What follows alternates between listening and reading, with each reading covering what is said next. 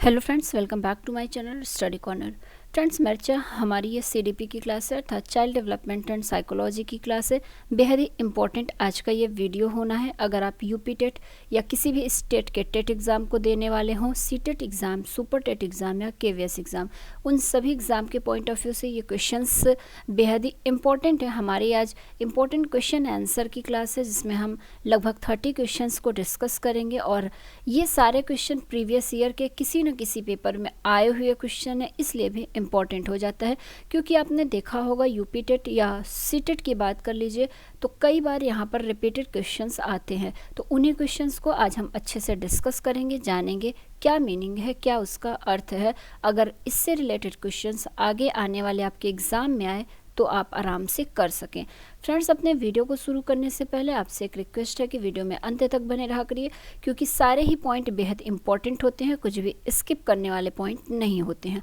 और अगर वीडियो पसंद आ जाया करे तो लाइक भी कर दिया करिए और शेयर भी कर दिया करिए अपने फ्रेंड्स में, अपने फैमिली में, जो भी जिनको भी इन चीज़ों की ज़रूरत हो। अगर आपने चैनल को सब्सक्राइब नहीं किया है तो सबसे पहले चैनल को सब्सक्राइब कर लीजिए, बेल आइकॉन के बटन को ऑन कर लीजिए ताकि कोई भी वीडियो अपलोड हो तो उसका नोटिफिकेशन आप तक पहुंच जाए। हम अपने आज के पहले क्वेश्चंस को देखते हैं। हमारा बाल विकास और शिक्षा शास्त्र का प्रीवियस ईयर का ये सारे पेपर से लिया गया क्वेश्चन है, ये ध्यान रखिएगा। पहला क्वेश्चन है, बालक के व्यक्तित्व के सर्वांगीण विकास के लिए यह आवश्यक है कि उसके डैश डैश की जानकारी शिक्षक को हो। यहाँ पर कह रहा है कि बालक के पर्सनालिटी डेवलपमेंट के लिए टीचर को क्या चीज़ ऐसी बच्चे को जानना जरूरी होता है जिससे वह बच्चे का सर्वांगीण विकास कर सके। एक टीचर को सबसे ज़्यादा अपने स्टूडेंट के बारे में, उसके व्यवहार, उसके बिहेवियर को जानना आवश्यक होता है। टीचर जब तक बच्चे के बिहेवियर को नहीं जानेगा वह उसका सर्वांगीण विकास नहीं कर सकता है। तो बच्चे के सर्वांगीण विकास के लिए उसके व्यवहार को जानना एक शिक्षक अगर आप हैं तो ज़रूरी हो जाता है। नेक्स्ट क्वेश्चन है, बच्चे फिल्मों में दिखाए गए हिंसात्मक व्यवहार को सीख सकते हैं। यह निष्कर्ष किस मनोवैज्ञानिक द्वारा किए गए कार्य पर आधारित हो सकता है। ये सीटेट एग्जाम में पूछा हुआ क्वेश्चन है। बात हो रही है अल्बर्ट बंडूरा की। अल्बर्ट बंडूरा का ये स्टेटमेंट है कि बच्चे को जैसा दिखाया जाएगा बच्चा वही सीखता है, वही एक्वायर करता है। अगर बच्चा फिल्म देख रहा है, टीवी देख रहा है या कुछ भी चीज़ देख रहा है, वहाँ अगर वह हिंसात्मक बिहेवियर को देख रहा है तो बच्चा उसको वैसे ही एक्वायर कर लेगा। तो ये बात अल्बर्ट बंडूरा ने कहा है, इसका आंसर अल्बर्ट बंडूरा हो जाएगा।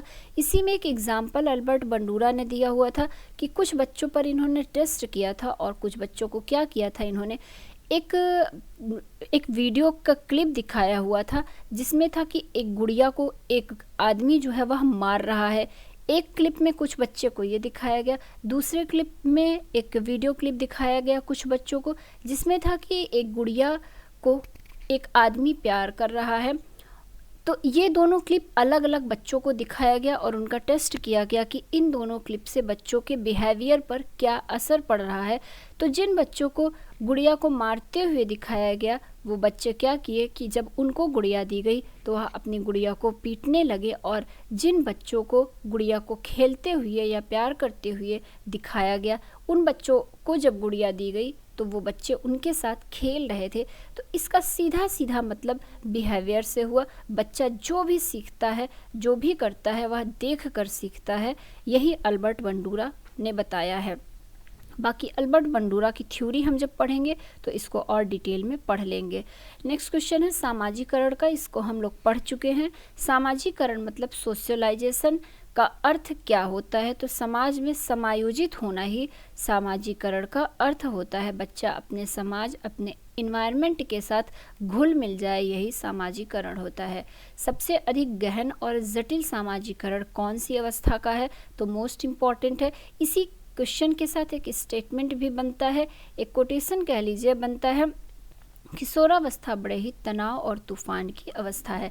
स्टैनले हॉल जी ने बताया हुआ है किशोरावस्था को कि यह बहुत ही तनाव और बहुत ही तूफान की अवस्था होती है और यह बच्चे के सामाजिकरण की सबसे कठिन अवस्था होती है। बच्चे को समायोजन करने में, सामंजस्य बनाने में बहुत कठिनाइयों का सामना करना पड़ता है।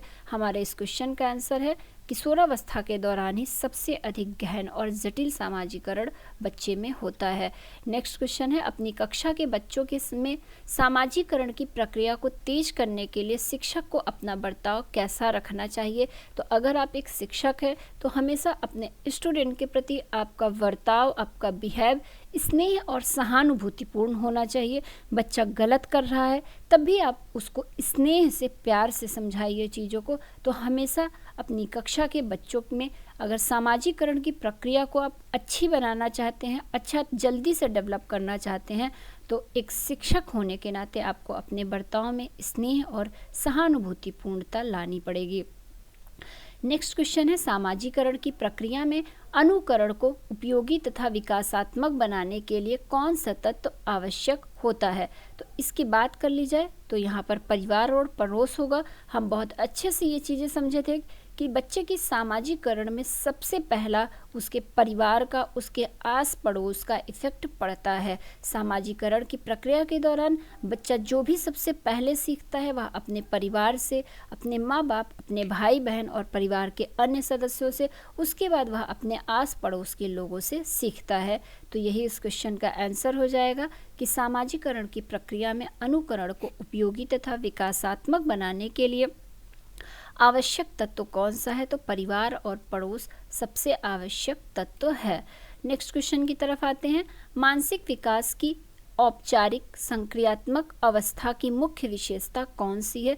यहाँ मानसिक विकास की बात की गई है, इसमें औपचारिक संक्रियात्मक अवस्था आपको पता होगा, कल की ही क्लास में हमने इस चीज़ को डिस्कस किया था। जीन पियाजे ने बच्चे के मानसिक विकास की अवस्था 4 अवस्थाओं में बच्चे का विभाजित किया था, बच्चे का विभाजन किया था जीन पियाजे ने, जो कि उसमें इन्होंने जो 4 स्टेजेस बताए थे उसमें ये अमूर्त चिंतन वाली जो अवस्था या जिसे आप औपचारिक संक्रियात्मक अवस्था कह रहे हैं, यह सबसे लास्ट स्टेज वाली अवस्था थी जिसकी उम्र 11 वर्ष या 12 वर्ष से अधिक की बताई थी इन्होंने।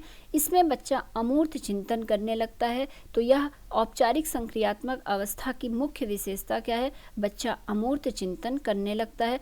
अमूर्त चिंतन की बात की जाए तो क्या होगा, बिना देखे भी किसी वस्तु के बारे में बच्चा उसके बारे में बता सकता है, चीज़ें एक जोड़कर एक कहानी बता सकता है। मतलब अमूर्त मतलब जो चीज़ उसने देखी ना हो, जैसे बच्चे ने ताजमहल देखा नहीं लेकिन फिर भी वह उसके बारे में सारी चीज़ें बता सकता है।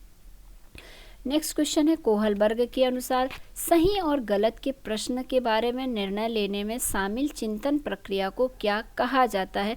बात हो रही है यहाँ कोहलबर्ग की।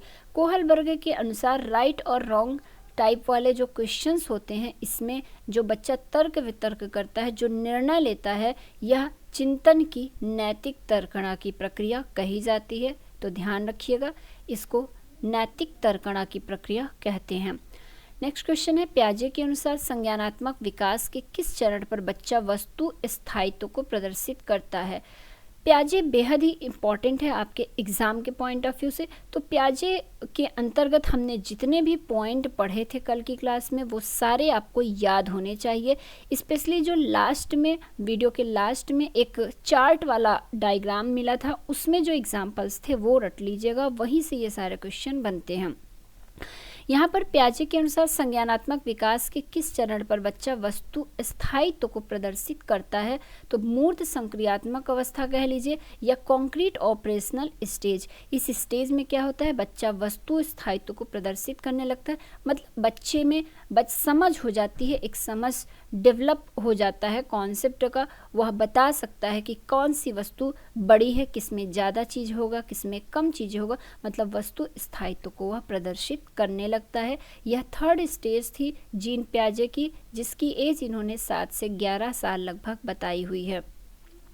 नेक्स्ट क्वेश्चन है, वह स्तर जिसमें बच्चा किसी वस्तु एवं घटना के बारे में तार्किक रूप से सोचना शुरू करता है, कौन सी अवस्था कही जाती है। तार्किक रूप से बच्चा पूर्व क्रियात्मक अवस्था में सोचना शुरू कर देता है। तो ये चीज़ ध्यान रखिएगा कि तार्किक रूप की बात की जाएगी तो वहाँ पर पूर्व क्रियात्मक अवस्था आएगा। पूर्व क्रियात्मक अवस्था में बच्चा तार्किक रूप से सोचना केंद्रित कर देता है। पूर्व संक्रियात्मक अवस्था जीन पियाजे की दूसरी स्टेज थी जिसकी उम्र इन्होंने 2 से 7 वर्ष बताई हुई थी। तो ये भी ध्यान रखिएगा, पूर्व क्रियात्मक अवस्था में बच्चा तार्किक रूप से सोचना शुरू कर देता है। इसी में एक चीज़ और 1-2 पॉइंट मैं आपको याद करा देती हूँ। पूर्व संक्रियात्मक अवस्था में ही क्या होता है, बच्चा ईगोसेंट्रिक हो जाता है, मतलब अहम केंद्रित हो जाता है। बच्चे में नकल करने की प्रवृत्ति बहुत ज़्यादा हो जाती है। खेल, अस्थिर, अनौपचारिक तार्किकता, यही चीज़ अभी हमने पढ़ लिया यहाँ पर। तो ये चीज़ें थी, दूसरी स्टेज थी जीन पियाजे की जो कि पूर्व संक्रियात्मक अवस्था की। तो इसमें क्या होता है, बच्चा तार्किक रूप से सोचना शुरू कर देता है। और अगर अहम केंद्रित पूछेगा तो यही स्टेज रहेगा।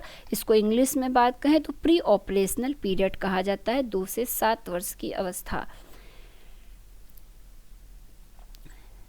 नेक्स्ट क्वेश्चन है, संवेदी गत्यात्मक अवस्था को और किस नाम से जाना जाता है। तो संवेदी गामक अवस्था जो पहली स्टेज थी जीन पियाजे के अनुसार, जन्म से 2 वर्ष की अवस्था को जीन पियाजे ने संवेदी गामक अवस्था कहा है। सेंसरी मोटर पीरियड जिसे कहा जाता है, इसका अन्य नाम इंद्रिय जन ज्ञान की अवस्था होता है। तो चाहे आप कह लीजिए इंद्रिय जन ज्ञान की अवस्था, संवेदी गामक अवस्था, या फिर इसे सेंसरी मोटर स्टेज कह लीजिए, ये सारा एक ही बात हुआ। जन्म से 2 वर्ष की अवस्था को कहा जाता है संवेदी पेशी अवस्था। तो यहाँ ये चीज़ ध्यान रखिएगा, इसमें भी क्या होता है, बच्चे की गतियों की पुनरावृत्ति बच्चा करता है, प्रयत्न करता है, वस्तु स्थायित्व करने की कोशिश करता है। ये सारी चीज़ें संवेदी गामक अवस्था के अंतर्गत आती है। पहली स्टेज में बच्चा अपने इंद्रियों का ज़्यादा प्रयोग करता है। नेक्स्ट क्वेश्चन है, अधिगम अंतरण से क्या तात्पर्य है। तो अधिगम अंतरण से क्या तात्पर्य है, किसी पूर्व ज्ञान के आधार पर नए ज्ञान को सीखना ही अधिगम अंतरण कहलाता है। क्या अगर जैसे आप कोई पुरानी चीज़ सीखे हैं और अब कोई नई चीज़ सीखने जा रहे हैं, तो पुरानी चीज़ उस नई चीज़ में आपको हेल्प करे, मदद करे, यही पूर्व ज्ञान के आधार पर नए ज्ञान, यही क्या कहलाता है, अधिगम अंतरण कहलाता है। जैसे एक एग्जाम्पल बताया जाता है कि अगर आप साइकिल चलाना सीख चुके हैं और आपको स्कूटर दे दिया जाए चलाने को, तो आसानी से सीख जाएंगे, क्योंकि साइकिल सीखने में जो टेक्निक आपने यूज किया वही टेक्निक स्कूटर चलाने ते वक्त भी आपको करनी होगी। तो आसानी से आप और जल्दी से सीख सकते हैं। नेक्स्ट क्वेश्चन है, अधिगम अंतरण कितने प्रकार के होते हैं। तो अधिगम अंतरण 3 प्रकार के होते हैं, ये भी ध्यान रखिएगा, यहाँ से यूपी टेट में क्वेश्चन बनता है। अधिगम अंतरण 3 प्रकार के कौन कौन से हैं देख लीजिए। एक तो हो गया धनात्मक अंतरण, शून्यतम अंतरण, और तीसरा ऋणात्मक अंतरण। धनात्मक अंतरण वही हो गया कि पूर्व ज्ञान जो है नवीन ज्ञान में सहायक हो, धनात्मक अंतरण।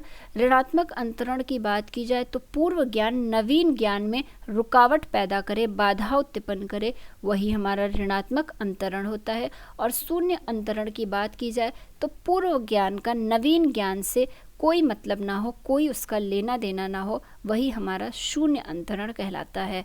नेक्स्ट क्वेश्चन है, धनात्मक अंतरण कितने प्रकार के होते हैं। तो धनात्मक अंतरण भी 3 तरह के होते हैं, यहाँ से भी क्वेश्चन बनता है। क्षैतिज, समांतर, ऊर्ध्वज या लंबवत, द्विपार्श्विक। बाकी इन सब के बारे में डिटेल में हम अपनी क्लास में पढ़ेंगे। नेक्स्ट क्वेश्चन है, यहाँ से ये सारे क्वेश्चन बहुत ज़्यादा एग्जाम में बने हुए हैं, यूपी टेट वाले ध्यान देंगे।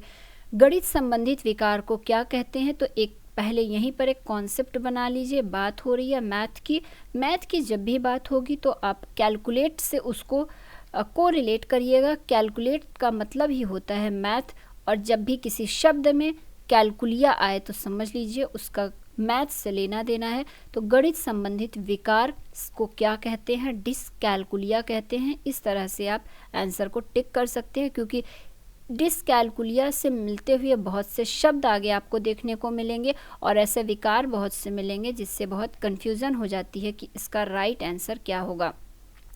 नेक्स्ट है, पढ़ने संबंधित विकार को क्या कहते हैं। तो यहाँ पर पढ़ने से मतलब बताया जा रहा है, पढ़ने संबंधित विकार को क्या कहेंगे, डिसलैक्सिया कहेंगे। इसके ट्रिक को समझाऊं मैं तो आप इसको इस तरह से रिलेट कर सकते हैं। पढ़ते हम अपने मुख से हैं, हमारे मुख में क्या होता है, लार ग्लैंड्स पाई जाती हैं, लार पाई जाती हैं। तो लैक्सिया में कुछ कुछ लार शब्द निकल कर आ रहा है। तो इस तरह से आप अगर कोरिलेट करके याद करेंगे तो कभी कंफ्यूज नहीं होंगे। अब जहाँ भी पढ़ने संबंधित विकार आए तो वहाँ समझ लीजिए डिसलैक्सिया होगा, लैक शब्द वहाँ पर जरूर आएगा। लिखने संबंधित विकार की बात की जाए तो लिखने संबंधित विकार को क्या कहते हैं? डिस्ग्राफिया कहते हैं। अब इसको एक ट्रिक से समझना हो तो कैसे समझ सकते हैं? लिखना हम ग्राफ पेपर में पैराग्राफ में चीज़ें लिखते हैं तब वो ज़्यादा अच्छी लिखती है। कोई भी चीज़ हम लिखते हैं तो एक पैराग्राफ उसका बनाते जाते हैं और लिखते जाते हैं। तो इसी तरह से कोरिलेट करिए, ग्राफ का लिखने से हो गया तो लिखने संबंधित विकार क्या हो गया? डिस्ग्राफिया हो गया। नेक्स्ट क्वेश्चन है हमारा, लिखना पढ़ना और बोलने संबंधित विकार को क्या कहते हैं? अब तीनों का सम्मिलित रूप है तो लिखने पढ़ने और बोलने संबंधित विकार को डिस्प्रैक्सिया कहते हैं। ये क्वेश्चन बहुत कंफ्यूजिंग और बहुत बार पूछा हुआ है तो ध्यान रखिएगा। डिस्प्रैक्सिया कैसी बीमारी होती है? तो जहाँ पर लिखने पढ़ने और बोलने इन तीनों से रिलेटेड प्रॉब्लम हो वहाँ पर डिस्प्रैक्सिया से ग्रसित होगा वह व्यक्ति। नेक्स्ट क्वेश्चन है, अवधान संबंधित विकार को क्या कहते हैं? तो अवधान संबंधित विकार को ADHD कहते हैं। ध्यान रखिएगा, ADHD किसे कहते हैं? अवधान संबंधित विकार को ADHD कहते हैं। नेक्स्ट क्वेश्चन है, विशिष्ट बालक कौन होते हैं? तो आपको बताना होगा यहाँ पर विशिष्ट बालक की क्वालिटी क्या होती है, प्रॉपर्टी क्या होती है। विशिष्ट बालक वे बालक जो सामान्य बालकों से हटकर होते हैं, ऑब्वियसली हम उन्हें ही विशिष्ट बालक कहते हैं। उनके अंदर कोई ना कोई विशिष्ट कला होती है सामान्य लोगों से हट करके। इन्हें एक नया शब्द दिया गया है, विभिन्न योग्यता वाले बालक। तो जो बालक विभिन्न योग्यता वाला होता है उसे ही विशिष्ट बालक की संज्ञा दी गई है। नेक्स्ट क्वेश्चन में आते हैं, शब्दों में अक्षरों के क्रम को पढ़ने में कठिनाई का अनुभव करना और अक्सर चाक्षुष स्मृति का हास्य करना। चाक्षुष मतलब नेत्र होता है, आँख होता है। चाक्षुष स्मृति का हास्य करना किससे संबंधित है? तो शब्दों में अक्षरों के क्रम को पढ़ने में कठिनाई का अनुभव करना। यह कैसी बीमारी है? तो यह डिसलैक्सिया से संबंधित विकारी है। यहाँ पर बात पढ़ने की हो रही है और मैंने ऊपर ही बताया कितना भी बड़ा वर्ड दे दे, कुछ भी दे दे, बस आपको एक शब्द पकड़ना है। पढ़ना, लिखना और गणित। यहाँ पर शब्द क्या आ रहा है? पढ़ना। आगे पीछे क्या लिखा है भूल जाइए। अब पढ़ना आ गया तो बस डिसलैक्सिया में टिक मार दीजिए। ऑप्शन क्या हो जाएगा? डिसलैक्सिया इसका राइट आंसर हो जाएगा। भाषा अवबोधन से संबंधित विकार कौन सा है? तो भाषा अवबोधन से संबंधित विकार को भाषाघात कहते हैं। ध्यान रखिएगा। नेक्स्ट क्वेश्चन है, शारीरिक रूप से अक्षम बच्चों को सामान्यतः डैश डैश होता है। शारीरिक रूप से अक्षम बच्चों को सामान्यतः डिस्ग्राफिया होता है। तो ये चीज़ ध्यान रखिएगा। अब अपने नेक्स्ट क्वेश्चन में आते हैं। हमारा नेक्स्ट क्वेश्चन क्या कह रहा है? डिसलैक्सिया मुख्य रूप से डैश डैश की समस्या से संबंधित है। यहाँ आपको बताना होगा कि डिसलैक्सिया मुख्य रूप से कैसी समस्या से संबंधित है। तो बात हो रही है लैक्सिया की। लैक्सिया को मैंने लार से जोड़ा है। लार हमारे मुख में होता है, मुख से हम पढ़ते हैं तो पढ़ने से संबंधित जो भी प्रॉब्लम होती है, वह जो भी समस्या होती है उसको डिसलैक्सिया कहते हैं। अब है हमारा डिस्थीमिया। डिस्थीमिया क्या है? तो डिस्थीमिया गंभीर तनाव की अवस्था को डिस्थीमिया कहते हैं। ये भी ध्यान रखिएगा। तनाव की अवस्था क्या कहलाती है? डिप्रेशन की अवस्था। डिप्रेशन से ही मिलता जुलता डिस्थीमिया है। तो ये चीज़ आप समझ सकते हैं। नेक्स्ट क्वेश्चन है हमारा, गणित को समझने की अशक्तता डिसकैलकुलिया। ये सारा क्वेश्चन हमने डिस्कस कर लिया है, वही चीज़ें बार बार है। डिसग्राफिया, ग्राफ का मतलब लिखना होता है, तो डिसग्राफिया मुख्य रूप से कैसी समस्या है? लिखने से संबंधित समस्या है। डिसलैक्सिया, लैक्सिया लार, लार मुंह में, मुख से पढ़ते हैं तो पठन विकार हो गया। निम्न में से मौखिक रूप से सीखने की असक्तता कौन सी है? सीखने की असक्तता की बात की जाए तो अफेजिया डिफेजिया जो है वह सीखने की असक्तता होती है। ये चीज़ ध्यान रखिएगा। तो दोस्तों ये हमारा 30 क्वेश्चंस था। मोस्ट इम्पॉर्टेंट सारे क्वेश्चन थे। सारे प्रीवियस ईयर में किसी न किसी एग्ज़ाम में आ भी चुका है ये सारा क्वेश्चन। तो उम्मीद है आपको क्वेश्चन समझ में आया होगा और अच्छा भी लगा होगा। वीडियो अगर अच्छा लगा हो तो लाइक शेयर कर दीजिए और अगर चैनल को सब्सक्राइब नहीं किया है तो तुरंत कर लीजिए, क्योंकि आने वाले दिनों में आपको ऐसे ही बहुत बेहतरीन क्वेश्चंस मिलने वाले हैं जो आगे आपके एग्ज़ाम में बहुत ही हेल्पफुल होने वाला है। अपने इस वीडियो को हम यहीं पर ख़त्म करते हैं। नेक्स्ट वीडियो में ऐसे ही कुछ बेहतरीन पॉइंट के साथ फिर से मिलते हैं। तब तक के लिए धन्यवाद दोस्तों।